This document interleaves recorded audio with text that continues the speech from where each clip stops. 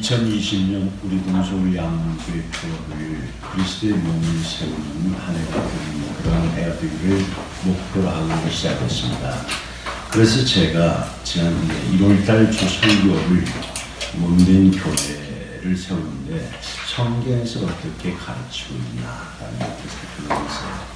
그래서 교회 공동체가 교회라는 것이 무엇을 의미하는 것인가에 대해서 말씀드렸고, 그렇죠. 교회는 건물을 말하는 게 아닙니다.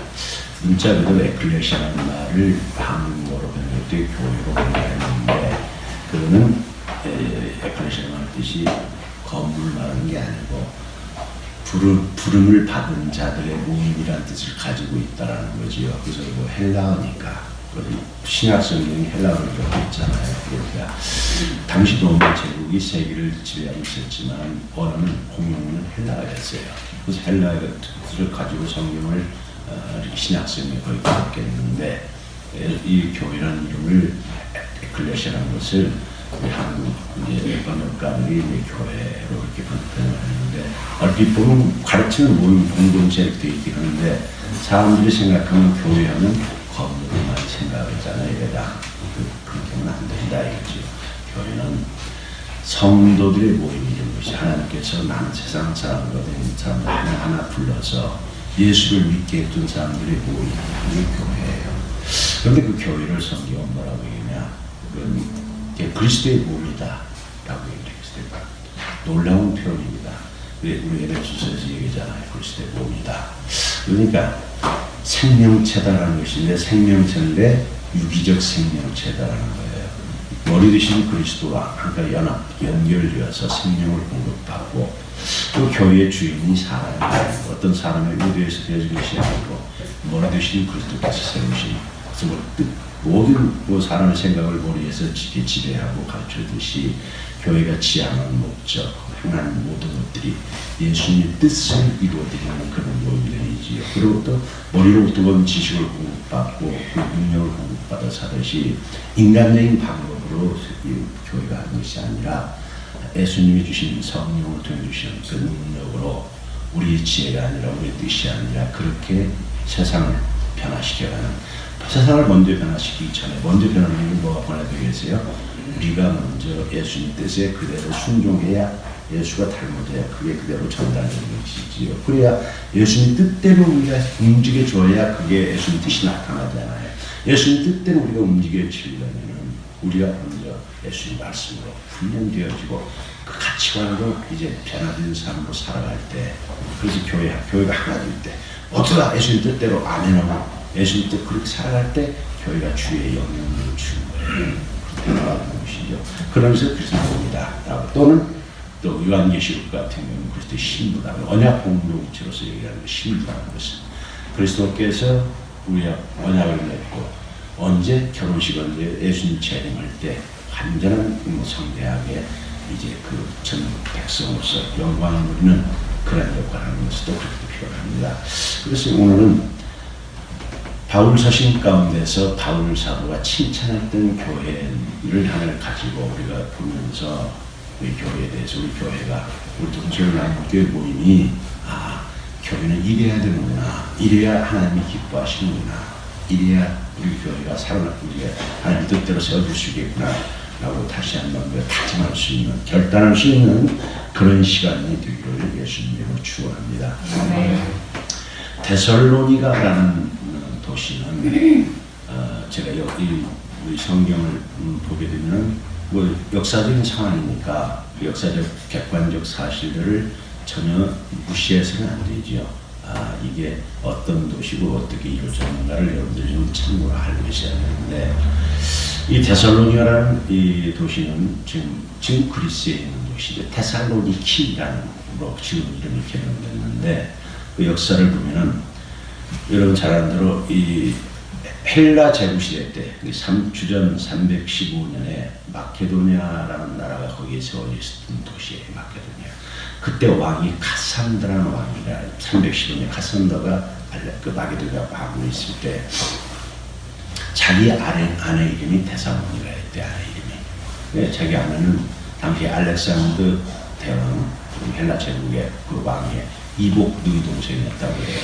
그러니까 막강한 100여 있는 여자하고 그래서 결혼을 했는데 자기 아내의 이름을 따가지고 자그마한 도시들을 마을들 한 26개 정도를 합쳐가지고 신도시를 만든 거죠. 오늘 말하자면 신도시를 만들어서 마게도냐의 가장 수도와 같이 그렇게 세웠던 도시였다라고 기록되어 있어요.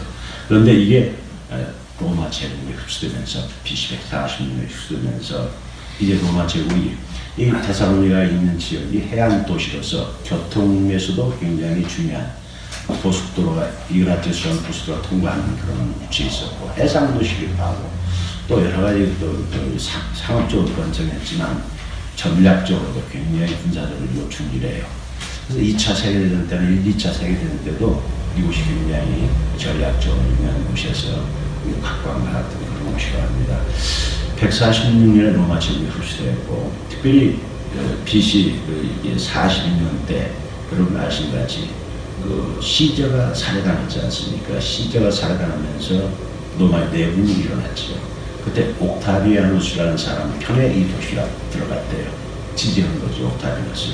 사람으로 옥타비아누스가 패권을 잡았기 때문에 이 도시가 로마 제국 안에서 자유도시로 굉장히 이제 그 혜택을 받고 살았다고 해요. 그래서 바울이 복음을 전하던 그 당시는 인구가 한 12만 정도 되는 그런 로마 제국 안에서도 그렇게 굉장히 좀 사람이 많이 모여있는 그런 도시였다라고 해요. 특히로 데살로니가라는 곳이 그 마게도냐 지역의 수도와 같이 그 수도 역할을 했고 또 마게도냐를 갈라서 옆에 있는 곳이 아가야잖아요.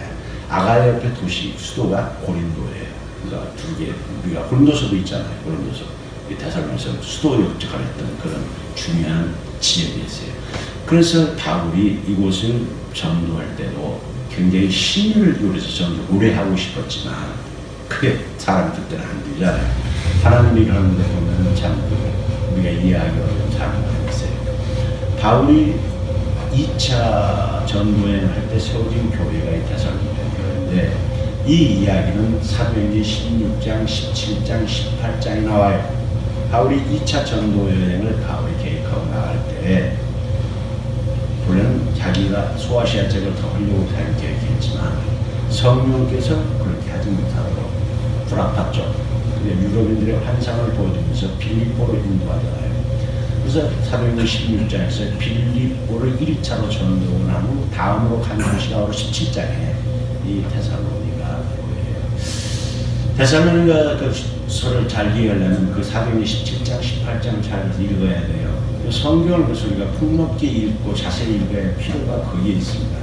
잘 읽어두면 다 연관이 돼가지고 그 사도행전을 잘 알고 있으면은 데살로니가서라든가 고린도서라든가 이런 거 읽을 때 굉장한 도움이 돼요. 상황이 이랬었지 이런 상황이었구나 라고 막연하게 뭐 이럴 거야 우리가 생각하지 않고 사실에 근접하고 그래서 편지에서 그 정황을 확장하거나 축소하지 않고 제대로 이해할 수 있는 그런 배경이 되기 때문에 성경을 폭넓게 열심히 읽어줘야 할 필요가 정말 중요한 것이에요. 그리고 성경 안 읽으면 이게 뭔 다 흩어져 있는 거하고 연결 안 되는 것 같지만 안 그래 다 연결돼 있어요. 이렇게 지적으로 그렇고 배경도 그렇고 이러니까 성경을 우리가 다독해야 되고 더 넓게 읽어야 되고 그렇습니다. 사도행전 17장에 보면은 바울이 이 마게도냐 지역에 가가지고 데살로니가에 가가지고 이 전도를 열심히 했는데 거기 17장 4절에 보면은 그것을 있어요. 바울이 정말로 열심히 전도해가지고 새 안식일 동안 전도했다. 3주 동안 전도를 했는데 특별히 여기를 보완해 주는 게 데살로니가전서 3장 6절에서 내가 주야로 쉬지 않고 바울이 내가 주야로 2장 9절에서 데살로니가서 2장 9절에서 데살로니가에게 자기가 살겠던 모습들을 일깨워 주는 거예요. 바울이 그 데살로니가에서 얼마나 전력 투기했느냐 데살로니가에서 2장 9절에서 내가 밤과 낮으로 쉬지 않고 했다. 자비한 선교를 거기서 한 주 동안 했죠. 데살로니가 교인들한테서 이 헌금받아서 생활하지 않고 바울의 목회가 자기양 선교잖아요. 자기 텐트 만드는 일이 전문업을 가지고 있었기 때문에 하면서 이런데도 밤과 낮으로 쉬지 않고 최선을 목숨 걸고 일했다는 거예요. 이게 우리 목사들이나 성도들이 이 주의 일하는 거 잘 배워야죠. 아, 하나님 기뻐하시는 성령의 사람, 어떤 사람 살았나? 적당히 삶 잘 살았어요. 바울이만 그랬냐? 나머지 성령에 충만한 사람은 시간을 아끼고 어떤 일을 하든 최선을 다하는 거예요. 게으른 것은 성경에서 악하다고 그래요. 부지런한 것은 충성도라고 그러지 않습니까? 마태복음 25장 단단히 같이. 바울이 이 데살로니가 지역이 그렇게 정말 수도잖아요. 말하자면 수도로 인구가 많고 교통 요지고 또 영향을 많이 줄 수 있는 곳이기 때문에 이곳을 복음화시키기 위해서 전력투구했던 것이죠. 그런데 안타깝게도 그 바울이 그렇게 복음을 해가지고 뭐 좋았던 점은 거기 사도행전 17장에 보면은 4절에 경건한 헬라인의 큰 무리와 적지 않은 귀부인들이 받아들였어요. 그러니까 데살로니가 교회 공동체는 유대인들을 중심으로, 그래 디아스포라 유대인들 중심으로 세워졌다기보다는 원래 바울이 되게 전볼 때는 그 유대교 회당에서 많이 했는데 여기는 그렇지 않았던 것 같다는 거예요. 그러니까 헬라인들, 이방인들을 아예 처음부터 많이 상대해가지고 이방인들이 놀랍게 전향을 많이 한 것이지요. 복음을 받아들이죠. 그리고 수많은 귀부인들도, 그러니까 사회적으로도 영향력이 있는 사람들이 바울의 복음을 듣고 예수 그리스도를 영접하는 놀라운 부흥의 역사가 일어났다는 거예요. 얼마나 신났겠습니까? 신나서 교회가 잘 쏟아서 신났을 건데 안타깝게 사도행 10장에 보면은 그 빌립보에 있던 주에 있던 나쁜 그 유대인들이 이 부흥된 이야기를 듣고 여기까지 쫓아와가지고 바울을 핍박하고 그 입장한테나 항소를 해가지고 어려움을 줘가지고 피난 갈 수밖에 없는 그런 위치에 처했다고 사도행 10장에 나오죠. 그래서 바울이 그 사도행 10장에서 3주밖에 전도를 하지 못하고 떠나게 됐다라는 것이 나와요. 그렇음에도 불구하고 전도의 열매가 열린 그런 곳이다 라고 우리가 배경을 그렇게 할 수 있어요. 발견할 수 있는데 이제 같이 보는 거예요. 바울이 자기가 그렇게 3주 동안밖에 못했지만 복음의 열매가 많이 열렸으니까 기대도 되고 아주 기도하지. 한 달도 안 됐으니까 그 유대인 그 무리들이 아까 얘기했던 자기 도시였으니까 와서 그렇게 세력을 줘가지고 그 영향력을 주면 이제 복음을 받아들인 그런 사람들이 제대로 신앙을 할 수 있겠냐. 이게 목사의 마음이죠. 성도가 안 보이고 이러면 목사가 마음이 깨타요.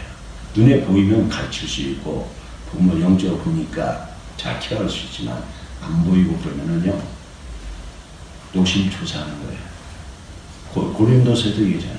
바울이 한 고린도 교인들을 향해서도 안 보이는 그런 거예요. 사람은 그 교만해서 그래. 내가 안 보여도 염려 마세요. 안 보이는데 왜 안 염려? 이거 세상 속담이 그러잖아요. 눈에서 멀어지면 마음에서도 멀어지는 게 사람의 한계예요. 바울이 너무 이 교회가 데살로니가 지역이 중요한 도시고 그런데 그와 같이 안 되고 돼서 자기가 가고 싶어서 이 데살로니가서에서 글쎄 자기가 가고 싶어서 내가 몇 번 노력을 했다. 데살로니가서 2장 17절을 보면 형제들아 우리가 잠시 너희를 따라서 얼굴로 마음은 너희 얼굴을 열 정도로 신선노라 18절에 바울이 너희를 위해서 여러분 가려고 시대했다고 로마 교회도 바울이 가려고 시대를 못 갔다는데 여기도 바울이 가려고 못 갔어요. 그렇게 쫓겨나다시피 했으니까 좀 바르게 세워주고 확실하게 해주고 싶은 마음에 그랬는데 다시 못 가서 그래서 바울이 한 게 뭐예요? 디모데를 그리 파송한 거예요. 여기 3장에 디모데 레드시 3장에 그래서 디모데를 바울이 파송을 했어요. 3장 이전에 그래서 디모데로 가서 점검을 해봐라. 정말 저들의 신앙을 잘 지키고 교회가 제대로 잘 살아가는가 봐라 라고 보내니까 3장 6절에 나와 디모데가 거기 가서 있다가 바울은 계속 거기 이제 사도행전 17장 18장에 나오잖아요. 그 이제 데살로니가 지나서 우리가 베로야 전도했고 베로야 지나서 아덴. 그러니까 아덴에서 바울이 이렇게 디모데를 파송으로 나와요. 사도행전에 보면 아덴 파송해가지고 아덴 다음에 바울이 고린도로 가 있었어요. 고린도에서 1년 6개월 동안 사역을 했잖아요. 거기 있을 때 디모데가 와서 보고를 한 거예요. 아덴에서 살렸다가 고린도 가고 있을 때 그리 와서 목사님 가서 봤더니 이렇게 교회가 됐습니다. 교회 보고를 그때 받은 거예요. 그래서 그때 교회 보고를 그 교회 형태의 보고를 받고 쓴 편지가 바로 데살로니가 편지예요. 그리고 데살로니가서는 바울이 13개의 편지를 쓴 것 중에서 가장 최초로 쓴 편지로 봐요.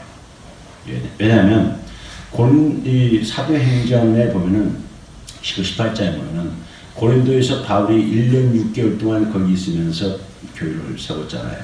그때 갈리오라는 그 총독이라는 사람이 있을 때 재판 문제가 발생했거든요.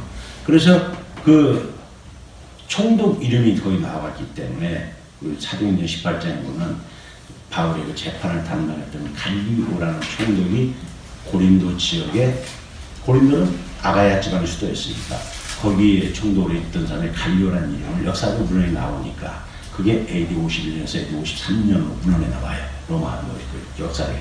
그래서 이 데살로니가서를 바울이 고린도에서 쓴 것이고 그것이 AD 51년에서 53년 갈리오가 이 아가야의 수도 고린도에 있을 때 쓴 편지. 그래서 가장 먼저 쓴 편지예요. 이 바울 편지 가운데. 이 참고로 우리가 뭐 이렇게 알아두는 거지요. 상식이지. 성경을 우리가 이게 이해하려면은 그런 역사적 배경을 알아야 이게 제대로 이해할 수 있는 거죠. 그리고 역사 가운데 있었던 거니까. 그래서 제일 먼저 쓴 편지예요. 근데 편지 내용인즉슨 오늘은 우리가 좋은 쪽에서 보는데 바울이 염려했던 것 이상으로 고린도 이 데살로니가 교회 공동체가 견고하게 섰다는 거예요.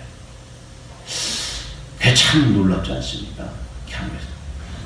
견고하게 섰지만 그래서 칭찬하는 거예요. 그 쓰게 된 왜 너희가 이렇게 건강하게 교회 선주하냐? 이런 것 때문이야. 그러니까 이걸 앞으로 계속해라 이런 뜻 아니겠어요? 그게 앞에 입장에 나오는 이야기예요. 칭찬이. 교회도에 있을 때 이렇게 이런 것 때문에 증직에 섰다. 그래서 또 너무 기뻤다. 근데 앞으로 그걸 계속해라. 라고 그 격려를 하면 안타까운 것도 있지요. 지상에 존재하는 교회는 우리가 지난주에 사도행전 2장 다룰 때 초대교회 하는 교회가 그건 특별한 교회예요. 사도행전에 나오는 교회가 모든 교회를 롤모델에서는 안 되고 될 수가 없어요. 사도행전에 사도들은 특별한 능력을 받았고 지금도 뭐 사이가 속사도라고 하면서 뭐 하는 분들이 있는데 그건 맞지 않아요. 예수님과 3년 6개월 살지 않은 사람들이 뭐 예수는 어제나 오늘 영도 동일하시다는 그 성부를 안 되고 막 처음 해가지고 물론 성령은 뭐 하나는 동일하시지만 사회에 제한이 있지요. 우리에게 있어서 그런 것을 동일하게 하면 안 되는데 사도행전에 나오는 교회 구조를 안 보고 막 그 사도행전에서는 교회 숫자가 나와요. 3,000명이 모였다 하니까 그래서 성경을 하나만 보면요 10조 교회 우리 작은 교회 목사가 이거 뭐야 400명 성령 3,000명 5,000명 하루 얘기했는데 나는 10년 20년 동안 대단한테 10명 100명 안 되고 잘못 성령이 안 계시는 거야. 그렇게 말하는 거예요. 그건 특별한 사회라는 거예요. 대신 바울 로마서부터 해가지고 계시록까지는요 숫자 나오는 교회가 아무 교회도 없어요. 왜 그래요? 그게 교회의 모습이에요. 로마로 교회부터 해서 에베소에 나오는 7개 교회까지 숫자 나오는 교회고 적은 물질입니다. 적은. 그렇게 쉽게 모이는 거 아니에요. 성경은 정확히 폭넓게 봐야 되는데 그래서 교회의 참된 모습을 보려면 그래서 사도행전적 교세도 구조도 있지만 서신서에 나오는 교회를 잘 보고 마지막에 보이는 완성된 교회는 요한계시록 20장 21장 천국에 있는 그런 교회는 무엇이 신부로서 이제 완성된 교회의 모습 그것이 이제 교회의 그 전체를 보는 눈이에요. 어쨌든 이 땅에 존재하는 교회는 뭐가 있어요? 오류가 있다. 완전한 교회는 아무 교회도 없어요. 교회 왔다 갔다 하는 거 그거 아주 잘못돼요. 제가 얘기하지 않습니까? 제가 신앙생활 할 때 가장 신앙생활을 잘하려면 교회 선택이 중요하죠. 그래서 정말 이 교회가 정통 이렇게 신학을 한 사람이 우리가 성경을 바르게 알고 그러면 그 교리라고 해요. 성경적 교회를 바르게 선포하는 교회냐, 말씀을 바르게 증명이 그거 알았으면 그 다음에 그 교회 목사가 이단에 휘말리지 않고 바르게 그 선포한 대로 살아가느냐 삶을 보고 한다면 끝까지 함께 세워나가는 거예요. 내가 다녀봤다 이런 줄 알았더니 뭐 내 이런 게 안 맞네. 어떤 교회는 선교를 더 강조하는 교회고, 어떤 교회는 교육을 더 강조하는 교회고, 어떤 교회는 뭐 다른 여러 가지 조금씩 그 목사들마다 우리 교회에 해야 될 여러 사역이 많이 있는 사역 가운데서 조금씩 더 이게 중점을 두는 것이 있지만, 그런 비전이 크게 틀리지 않는 한, 자기가 비전이 안 맞아도 그것이 성경에서 나온 비전이 맞는다면 같이 이뤄가면서 부족한 부분은 위에서 기도하면 되는 거예요. 다른 데 가서 그걸 채우겠다고 이리교 저리교 되면 그 시간이 안 되거나 사라지를 못해요. 거기는 역시 또, 왜냐면 우리 오류가 이 교회는, 그래서 끊임없이 교회가 개혁돼야 한다는 것이 개혁주의잖아요. 끊임없이 교회는 뭘로 해요? 성경으로 세상 세속화되지 않고 정말 하나님의 말씀을 가지고 우리가 다스림을 받고 그 말씀의 뜻을 발견하고 그 뜻을 이루어드리는, 그래서 하나님의 그 복음을 내가 살고 빛과 소금으로 내가 변화되는 삶을 살아서 주의를 변화시키고 하나님 나라를 확장시키는 교회가 되어야 되는 것이죠. 그리고 대단한 교회도 세워졌지만 문제가 많이 있었어요. 그 뒤에 나오죠. 특별히 큰 문제는 이제 재림 신앙이 잘못됐죠. 그렇지 않겠습니까? 그때는 성경이 다 완성되지 않았고 3주밖에 교육을 못 받은 교회가 성령이 특별히 역사에서 그렇게 한다 할지라도 제한되는 게 있으니까 종말론이 잘못되어 있어가지고 문제가 많은 교회에 있었어요. 그리고 또 거기도 역시 잘못된 사람들이 와서 막 어지럽히고 뭐 그런 것들이 있었죠. 그래서 그런 것들을 뒤에 이렇게 좀 넣어주었는데 그런 부분은 나중에 살펴보고, 우선 오늘 우리가 살펴보는 부분은 데살로니가서에서도 바울이 칭찬한 이 데살로니 교회에 왜 칭찬했나, 우리가 교회가 칭찬받으려면 이렇게 해야 되는구나라는 것을 살펴보자라는 거죠. 3주밖에 설교를 못하고 떠나서 그렇게 안타깝고 했는데도 데살로니 교회가 그 어려움이 많이 있었어요. 그 바울이 데살로니가서를 보면 데살로니가서 잘못, 내가 너희들한테 반드시 어려움이 온다라고 얘기했고 그 어려움이 왔다라는 거예요. 디모데가 가서 그거 다 보고 현황을 보고 있으니까 그대로 아니까 편지에다 썼죠. 그래서 이제 디모데의 보고를 받고 바울이 떠나는 데 있었던 그 과정을 보면서 데살로니가 설 수 있었던 좋았던 것을, 왜 너희 교회가 설 수 있었느냐, 우리 교회가 정말 그리스도의 몸으로서 교회가 세워지려면 성도 한 사람 한 사람이 어떻게 해야 되느냐라는 걸 가르쳐 주는 거죠. 어떻게 해야 되느냐, 중요한 말씀이죠. 이 교회 데살로니가서 1장에서 교회를 칭찬할 때 이렇게 3절에서 이렇게 얘기를 해요. 3절에 보면 너희 믿음의 역사와 사랑의 수고와 우리 주 예수 그리스도에 대한 소망의 인내를 우리 하나님 아버지 앞에서 끊임없이 기억하니, 놀라운 이 교회의 아름다운 모습이지요. 그 교회가 믿음의 역사가 있는 교회예요. 믿음의 역사가 있다는 것은 믿음의 역동성이 있다는, 정말 살아있는 믿음을 가지고 그 교회가 움직여야 된다는 거예요. 믿음이 올바로 쓰는 교회라는 거예요. 이게 중요하죠. 그 믿음만 올바로 쓰는 게 아니라는 거예요. 올바른 믿음은 역동성이 있는 살아있는 믿음이 올바른 믿음인 거예요. 이게 역동성이에요. 그래서 써있지요. 그 다음에 사랑은, 성경이 가르치는 게 뭡니까? 하나님 사랑, 이웃 사랑이에요. 그 사랑은 내 방식대로 하는 것이 아니라 하나님이 성경이 가르쳐 주신 그 사랑의 방식을 배워서는 사랑, 그 수고, 헌신이에요. 이타적이지요. 주고받는 세상적인 방식이 아니라 내가 이렇게 세상 사람 다 그렇게 살잖아요. 내가 해줄 사람한테 하는 그런 것이 아니라 정말로 예수의 사랑으로 원수도 사랑하면서 섬겨서 그렇게 하는 사랑, 그 예수 그리스도의 사랑을 함께 실천하는 교회. 그 말씀대로, 믿음대로 이렇게 하는 거예요. 그리고 또 하나, 지금 사랑이 교회에 있어야 돼요. 그 다음에 뭐가 있어요? 이 땅에 그렇게 살아가려면 끊임없이 환난과 어려움과 시험이 수없이 많고 방해하는 사단의 역사가 엄청 많이 있지만 뭐예요? 소망을 굳게 붙잡고 흔들리지 않아요. 인내해야 돼요. 조금 하다가 뭐 안 보이고 조금만 넘어지고, 왜 그래요? 확실한 소망을 안 가지고 있어요. 그래요. 이 교회가 확실한 소망을 가지고 있는 어떤 소망이냐? 여기서 이제 9절과 10절에서 그들의 소망은 확실한 소망이 있어요. 예수 그리스도의 재림에 대한 소망이 확실했어요. 주님 금방 오신다. 이게 확실했어요. 그러니까 이 땅이 이대로 가는 게 아니고 반드시 시한으로 새 땅이 온다. 예수님 말씀대로 예수님은 죄를 오신다. 부활하셔가지고 살아계시고 역사를 주관하시면서 모든 걸 주관하시고 지금 보고 계신다. 그래서 주님 이 땅에 오시면 어떻게 해요? 장래에 노하시면서 예수님 오실 때 심판 앞에서 우리는 완전한 구원 안성되고 예수를 대적하고 이 땅에 전부 알고 대적했던 자들은 심판을 받는다라는 것이 확실했어요. 그러니까 죄의 유혹 앞에서 또 어떤 위협 앞에서 흔들리지 않고 주님 만날 날을 기다리면서 열심히 지금 최선을 다할 수 있었던 거예요. 이 세계가 신망에 믿음, 소망, 사랑이 온전히 있었다는 것이죠.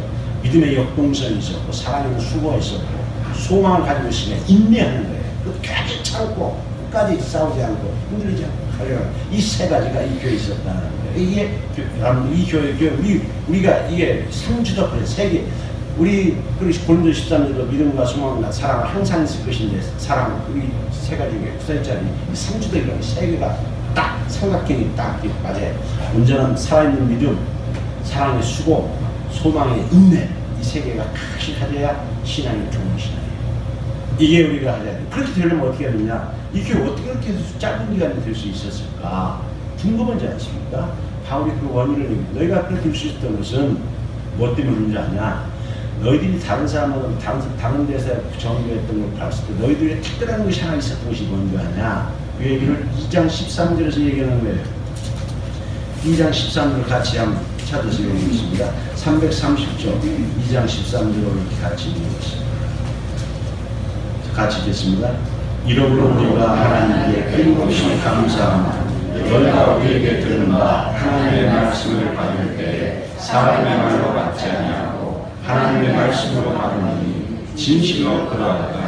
이 말씀이 또한 너희 믿는 자 가운데서 역사하리라. 여러분 예수를 우리가 믿는다라는 게 내용이 중요하잖아요. 내용은 뭘 믿습니까? 성경을 믿는 거예요. 성경은 어떤 거예요? 예언의 말씀이라고 하잖아요. 예언의 말씀. 예언은 무슨 뜻이라고 했어요? 하나님께서 우리에게 맡겨주신 말씀, 예언이라는 거예요. 구약, 신약이 다 하나님 우리에게 언약의 말씀이에요. 이 예배당 나와서 가장 중요한 성도의 자세가 뭐 해야 되냐?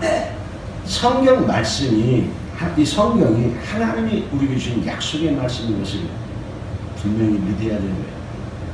성경에 기록된 그 내용들은 하나님의 인간과 맺은 약속의 말씀. 이게 오늘 언약 공동체예요. 언약. 우리가 하나님 직접 만난 가운데 말씀을 만나는 말씀. 이 말씀을 가지고 하나님을 만나주시고 이 말씀의 내용을 가지고 하나님과 우리가 이 내용을 믿는 거에서 이대로 해주겠다. 이런 하나님의 말씀을. 그래서 말씀을 받을 때, 말씀을 읽을 때 가장 중요한 게 뭐예요? 하나님의 말씀을 받는 자세가 우리에게 있어야 돼요. 성도 신앙이. 믿음은 어디서 나옵니까? 말씀에서 나오는 거예요. 로마서 10장에 나오지 않습니까? 믿음은 들음에서 나냐? 들음은 그리스도의 말씀으로 말미암느니라고 하십니다. 여러분 뭘 믿습니까? 하나님의 말씀을 믿는 거예요. 하나님의 말씀은 여러분 너 뭐 믿냐? 목사 믿냐? 그 교회 뭐 그런 거 아니에요. 성경 말씀을 믿는 거예요. 그래서 말씀을 바르게 배우고 말씀을 따라서 살아가고 이래야 되잖아요. 그래야 기본적으로 믿음이 바르게 되는 거예요. 예배당 다니면서 예배당은 이럴 거야 라고 상상하고 나오지 마세요. 뭐 하나님은 이러실 거야, 예수는 이러실 거야. 각자 상상을 얼마나 할 수 있어요. 그러나 상상대로 그렇게 하면 큰일 나요. 성경은 하나님이 어떤 분이신가, 천국은 무엇인가, 지구는 어떤 것인가, 성경 예수는 뭐 어떤 분이신가, 교회는 무엇인가, 성경에 다 써 있잖아요. 이걸 배워서 이걸 믿는 거예요, 이거 믿는 거예요. 믿음이 좋으냐, 안 좋으냐, 말씀을 제대로 알고 말씀을 제대로 잘 믿느냐, 이게 중요한 것이지요. 그래서 이 사람들이 말씀을 받을 때 어떻게 했다는 거예요? 정말 진지하게 받으랬다는 거예요. 너 한번 얘기해봐, 내가 들어줄게. 이게 아니고, 하나님께서 저 사람을 드리겠다. 이래야 성령이 역사하시는 거지요. 기본적으로 그게 되어 있어야죠. 이게 가장 아름다운 모습을 보인 분이 누굽니까? 보인 성경에 떠나고 사도행전 10장에서 고넬료라는 사람을 잘.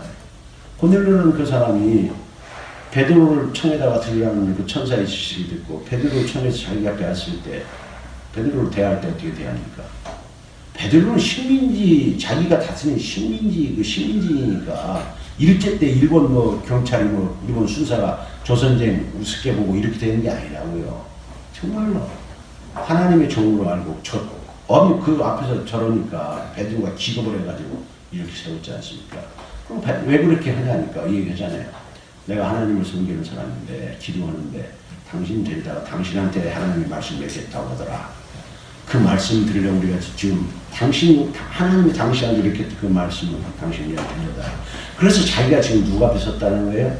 하나님 앞에 섰다고 해요. 베드로 앞에 섰다. 보면 사도행전 10장에 중요한 그 그늘의 고백이지 않습니까? 이게 우리 자세가 돼. 사도행전 이게 자세가 안 돼야 진짜 하나님 앞에 섰습니다. 오늘 예배당에 제가 말씀에서 섰으면 적어도 그 김 목사 뭐 설보나 이렇게 하면 그거는 바람이 되는 아니죠. 저를 하나님이 세운 종으로 안다면 오늘 사사면서 1장을 가지고 하나님께서 저 목사님 등에서 목사님이 우리 영혼을 맡아서 기도를 하는데 우리 영혼을 살리려고 제가 그렇게 기도하니까 어떻게 영혼을 살아나겠습니까? 이 사람들이 안 살아나는데 교회가 교회로서 정말 몸된 교회로서 능력을 가지고 하나님 뜻을 이루어드리는 삶이 돼야 되는데 그렇게 되려면 어떻게 해야 되겠습니까? 없는 거잖아요. 그러니까 하나님이 이것 좀 알려줘라. 이렇게 좀 해라. 라고 가르쳐주는 거 저러는 거잖아요. 내 생각이 이렇다고 내가 분석해보면 이러고 내가 생각을 이렇게 하면 되겠다. 이 얘기가 아니고 성경이 이렇게 얘기한다. 네가 정말 신앙생활 잘하고 네 믿음이 정말 살아있는 믿음, 소망했고 온전한 소망의 믿음, 정말 사랑에 수고할 수 있는 그런 역동적인 힘을 갖기를 원하냐? 그럼 너 기본적으로 이것부터 해라. 가르쳐주는 거잖아요. 네 힘으로 되는 게 아니야. 네가 말씀을 계속 적어서 말씀 앞에서 네가 하나님을 사랑한다는 다른 말로 말하면 쉽게 말하면요 말씀을 사랑하는 거예요.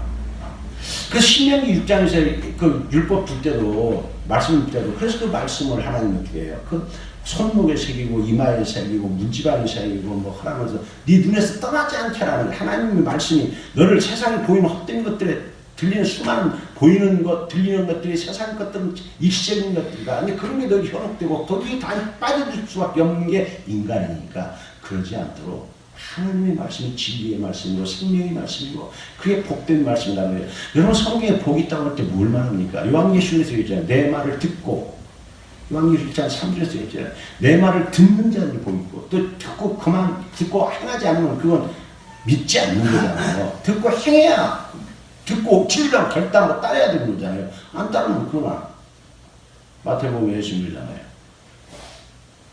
듣고 행하지 않는 자 같은 7장 산산수훈 결론이 뭐예요? 듣고 행하지 않는 사람들은 모래 위에 지은 것들과 아무 의미 없어. 듣고 지켜서 뿌리를 내리고 그래서 살아가야 그게 천국 가는 사람이라고 얘기해요. 우리가 행위로 구원받는 게 아니에요.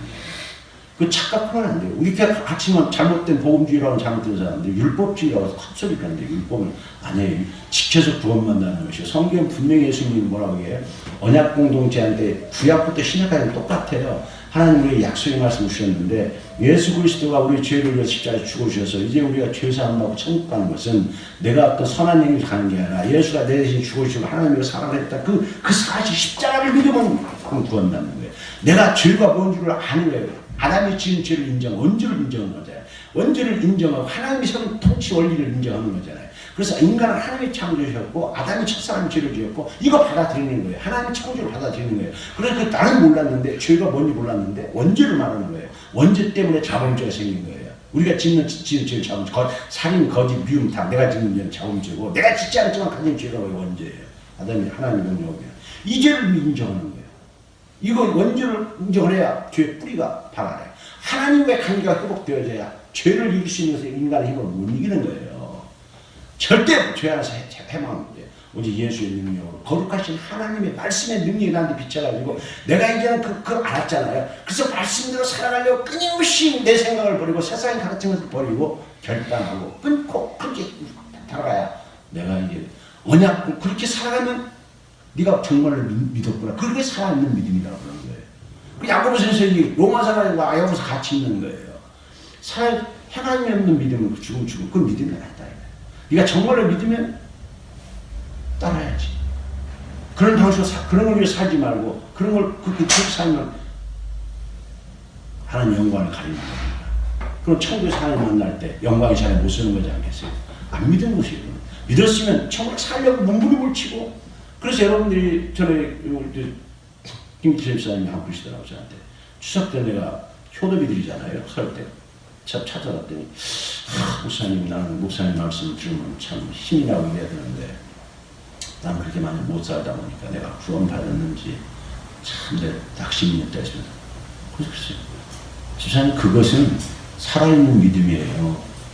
구원 받아서 그래요. 나는 당신이 다는 못 살아도 죽은 믿음은 당신 내가 설교를 해가지고 찔리지 않고 가만히 있으면, 죄를 짓는데 찔리지 않고 가만히 있으면 죽어있는 믿음이에요. 그거는 가능성이 없어. 나도 그런 가능성이 없는데, 내가 한 설교를 듣고 못 살았다가 찔리고 내가 그렇게 하면 안 되는 주님 용서해달라고. 그래서 갈등이 생기고 침체되냐? 그럼 너 살아있는 믿음이야. 그 죄를 깨닫는 겁니다. 그럼 그거 어떻게 해야 되겠어요? 난 안 되겠네. 이러지 말고. 주님, 내가 잘못했습니다. 나 성령이 계시지 않냐? 네가 깨닫게 해준 것이 성령이고 회개할 수 있는 게 성령의 능력이니까 회개할 수 있는 영을 부어달라고 하나님께 그 도움을 간구해라. 그러면 넌 사람이 천국하는 믿음이다. 그럼 믿음이 죽어있는 믿음은 아무리 하나님 말씀이 들어와도요 반응이 없어요. 천천히 또 하네. 저런 어떻게 보면 그렇게 사는 놈 있냐? 너는 그렇게 살아? 속으로 막 이러면서 그런 것들은 악한 것들이죠. 안 받아들이는 거예요. 살아있는 건 갈등하는 거예요. 항상 세상 사람은. 하나님 말씀 거룩한 사람은 살아요. 세상 거룩하지 않잖아요. 죄를 즐기지 않아요. 죄가 나오면 그런 부딪히게 있는 거죠. 하나님의 말씀을 받아야 참 말씀. 예수님 얘기하잖아요. 예수님께서 말씀하셨잖아요. 이 대살로니가 교인들의 믿음이 살아있다는 것은 뭐냐? 그렇게 이제는 참된 진리를 알고 참된 성기할 분이 하나님을 알았다는 거예요. 그래서 이들이 그 말씀을 배우고 정말 그걸 배워가지고 했던 것이 뭐냐고 써 있어요? 여기 9절에서 써 있어요. 너희가 바울과 그 바울의 일행들이 살아가는 모습을 잘 가르치는 자들이 정말로 저기 하나님을 정말 살아계신 하나님 앞에 두려워하고 그렇게 사냐? 잘 봤어요. 저들이 정말 천국을 믿고 사냐?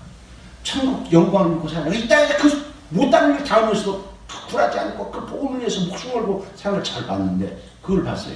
그래서 자기들도 어떻게 그 자기들 한 걸 다 보고 너희가 어떻게 우상을 버리고 하나님께 돌아와서 자기들도 우상을 버린 거예요. 우상이 뭡니까? 여러분 우상은 뭐라고 해요? 하나님보다 더 사랑하는 것, 하나님보다 더 의지하는 우리 더 너무 많잖아요. 사람은 하나님 절대 의지가 하나님 없이 존재할 수 없어요. 의롭게 살 수 없는 거예요. 참 기쁨과 참 사랑을 할 수 있는 힘이 없어요. 내가 참된 기쁨을 가질 수 있는 것도 그분이 주시는 죄를 이길 때 그 기쁨, 하늘의 영광을 바라볼 때 그 소망, 또 그 세상을 이룰 수 있는 거룩한 삶의 능력이 하나님으로부터 돌아온 거예요. 그래서 내가 그분에게 사랑을 배워서 그렇게 할 수 있는 거예요. 이 대살로니가 교인들이 하나님 앞에서 그래서 우상을 아는 대로 자기가 성경 말씀 배운 대로 그대로 실천을 결단하는 거예요. 그런 거예요. 우상을 버렸어요. 하나님께 돌아와서 하나님이 기뻐하시는 거 하려고 깨닫는 대로 하루아침에 안 이룰 수 없는 거예요. 어떻게 하루아침에 사람이 안 되니까 끊임없이 배워가면서 신앙도 잘하는 거예요. 저는 몰랐던 걸 점점 깨달아요. 목사 저도 그래요. 저는 몰랐던 걸 지금 깨달아. 그것도 죄였구나. 그렇구나. 점점 이렇게 올바르게 다 하고 하루아침에 달라질 수 없어요. 저 끊임없이 그렇게 노력했다는 거예요. 그렇기 때문에 이 사람들이 그렇게 변화되니까 주위 사람들이 더 욕을 하고 더 덤비고 더 난리가 환란이 그래서 그렇게 사니까 환란이 오는 거예요. 근데 그렇게 좋아하던 후투도 않고 좋아하던 뭐 술도 안 먹고 좋아하던 뭐 노름도 않고 좋아하던 뭐 노래도 않고 이러니까 어저께까지는 안 그랬던 사람이 좋은 친했던 사람이 멀어지잖아요. 같이 하면 그럼 그 사람 좋아해요. 너 왜 그래? 너만 예수 믿냐고 그때부터 핍박하고 저러고 욕하고 그래서 환란이 오는 거예요. 그래서 바울도 옛날 유대인이 있을 때 유대인들이 얼마나 칭찬을 좋아했어요. 유대인을 딱 잘못하고 하니까 유대인들이 그렇게 바울을 박해하는 유대인들이 그런 거 아닙니까? 왜가 세상 살면서 환란이 없고 아무것도 없으면요 친구들이 너 괜찮다고 여러분 생각해봐야 돼요. 야 예수 믿으려면 너같이 믿어야 되는데 이 정도 되면 괜찮지요.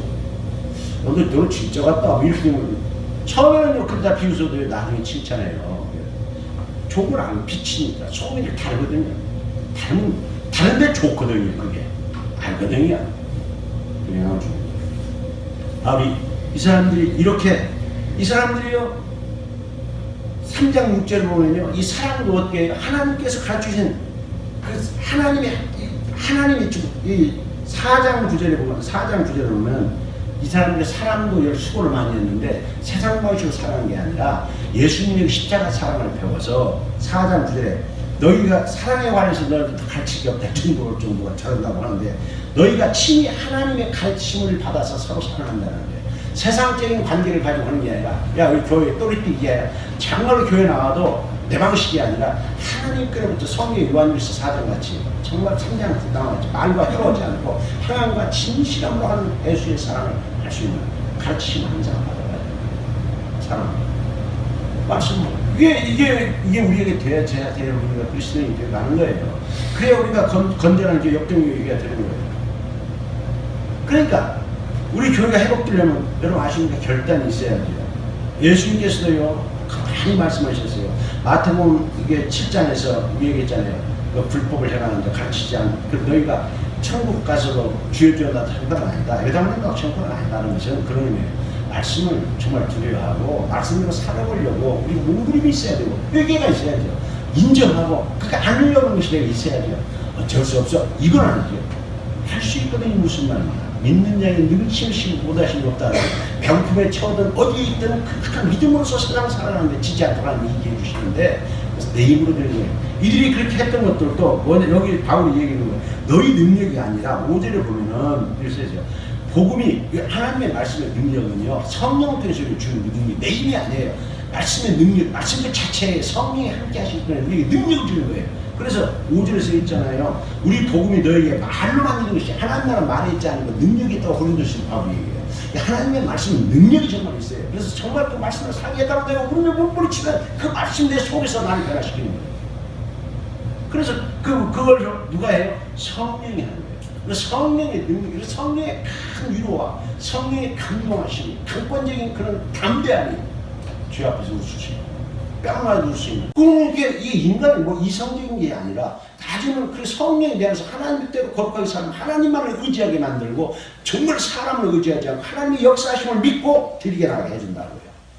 우리만 하나님의 말씀은요 우리에게 비추는 내가 어디든 있든 예수님 있잖아요. 네가 어디 재판을 받도 들어오지 말라 했잖아요. 여러분 우리 교회가 세워지려면요 정말로 말씀 앞에서 우리 결단이 있어요. 하나님의 말씀 받으면 그래서 정말로 결단을 그래서 우상을 버리고 근데 이들이 이렇게 사니까 바울이 얘기를 해요. 정말로 너희들이 내가 너희들 할 때 그렇게 너희들이 바로 이렇게 살아가면은 반드시 너희들 고난을 받는다 나같이 2장 14절에서 바울이 이 얘기 했다고 써있어요. 2장 14절을 보면 형제들아 너희가 그리스도 예수 안에서 유대에 있는 하나님의 교회들을 본받는 자 되었으니 이제 너희들이 나같이 예수를 믿으니까 반드시 내가 유대인들에게 고난을 받은 것 같이 너희들도 너희 동족한테 동일한 고난을 받는다 라고 얘기했는데 정말 받았다 이거예요.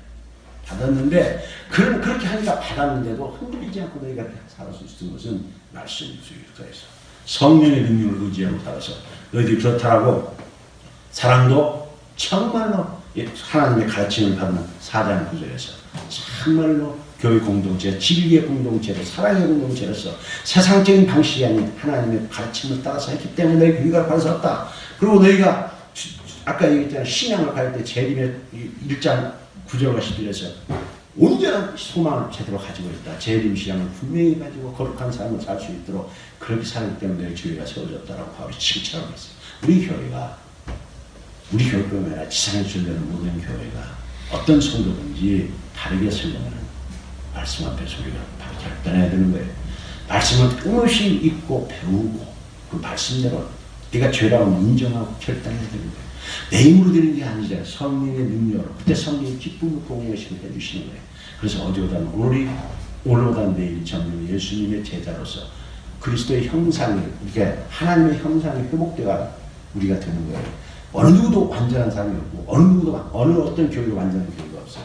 그러나 끊임없이 우리가 이 진리, 이 가르쳐 주심을 따라서 그렇게 우리가 나아가면 우리가 또 서로 교회 안에서 할 때 세상 방식으로 서로 교제하지 말고 정말 예수님 사랑해 주시고 우리는 하나님의 성령을 만나게 해주신 귀중한 관계라는 것을 알고 하나님 앞에서 산다는 신전을 지을 알고 우리가 정말 대할 때 진실한 사랑으로 대할 수 있도록 기도하시는 마음속으로 기도하시면서 거짓되지 않고 진실대로 대할 수 있도록 기도해 주시고 권면해 주시고 그런 사랑이 있어야 이 교회에 당해서 상처받고 고통받는 것이 아니라 위로받고 격려받는 그런 사랑하는 공동체가 되어야 되겠습니까?